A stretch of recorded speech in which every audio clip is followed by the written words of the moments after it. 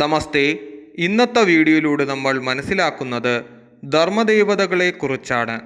അതായത് ധർമ്മദേവതകളെ പൂജിച്ചാൽ നിങ്ങൾക്ക് ഐശ്വര്യങ്ങളും രോഗശമനവും സന്തോഷവും സമാധാനവും തീർച്ചയായും ഉണ്ടാകുന്നതാണ്. പാരമ്പര്യമായി കുടുംബത്തിൽ വെച്ച് പൂജിച്ചു കൊണ്ടിരുന്നതോ പൂർവികർ ആരാധിച്ചു കൊണ്ടിരുന്നതോ ആയ ദേവതകളെയാണ് ധർമ്മദേവതകൾ എന്ന് അറിയപ്പെടുന്നത്.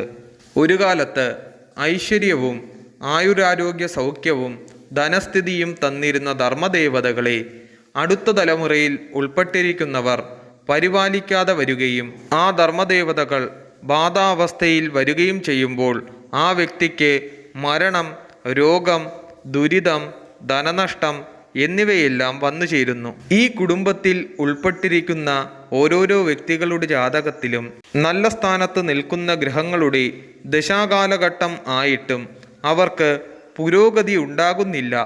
കാരണം ധർമ്മദേവതകളെ അവർ വേണ്ട വിധം പൂജിച്ച് പരിപാലിക്കുന്നില്ല. മറിച്ച് ആ ധർമ്മദേവതകൾ ബാധാവസ്ഥയിൽ മാറുകയും ചെയ്തു. കുടുംബത്തിൽ വിളക്ക് വെച്ച് ആരാധിച്ചു കൊണ്ടിരുന്ന തറകളോ അതിന് സമാനമായ നിർമ്മിതികളോ അനാഥമായിട്ട് കിടക്കുക, പ്രശ്നവിധി അനുസരിച്ചല്ലാതെ ആ തറകൾ പൊളിച്ചു മാറ്റി പുതിയ തറകൾ വയ്ക്കുക എന്നിവയെല്ലാം ആ കുടുംബത്തിലെ ഓരോ വ്യക്തിക്കും പല വിധേനയുള്ള ക്ലേശങ്ങൾ ഉണ്ടാക്കുന്നു. ജാതകത്തിലും പ്രശ്നത്തിലും 4-ാം ഭാവം കൊണ്ടാണ് ധർമ്മദേവതയെ നിർണയിക്കുന്നത്. 4-ാം ഭാവാധിപൻ 4-ൽ നിൽക്കുന്ന ഗ്രഹം, 4-ാം ഭാവത്തെ നോക്കുന്ന ഗ്രഹം, ഇതിൽ പ്രബലമായിട്ടുള്ള ഗ്രഹത്തിന് പറഞ്ഞിട്ടുള്ള മൂർത്തിയായിരിക്കും ധർമ്മദൈവം. ധർമ്മദൈവത ബാധയുള്ള കുടുംബത്തിൽ ദുരിതങ്ങളും രോഗങ്ങളും അപകടങ്ങളും സംഭവിക്കാം.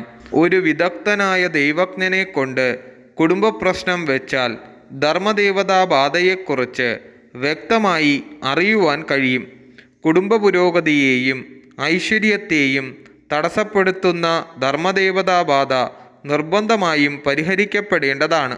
ഇഷ്ടദേവതയെപ്പോലെയോ അതിന് അധികമായോ ധർമ്മദേവത എപ്പോഴും നമ്മെ കാത്തുരക്ഷിക്കുന്നു.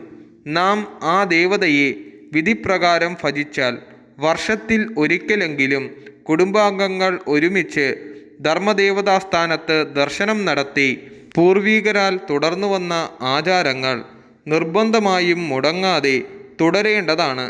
അനാഥമായി കിടന്ന ധർമ്മദേവതാസ്ഥാനം കുടുംബത്തിലെയും ശാഖകളിലെയും അംഗങ്ങൾ ചേർന്ന് പുനരുദ്ധരിച്ചാൽ വളരെ ഐശ്വര്യവും സന്തോഷവും ധനവർദ്ധനവും ഉണ്ടാകുന്നതായിരിക്കും.